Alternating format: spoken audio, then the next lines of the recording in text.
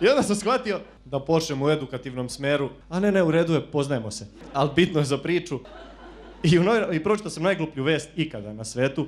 Piše ovako. Od pasa lutalica nisu sigurna deca, a ni kola. Ko piše te vesti? Mačka jebote.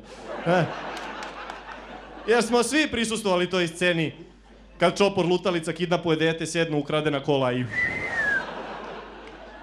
Ajde da krivimo pse za sva sranja koja nam se dešavaju, ja mislim da je to najbolje. Ja mislim da oni pišu i grafite po ulici, znaš. Ono, po zidovima stoji, švrća, švrlja, ono, Jackie kralj voždovca.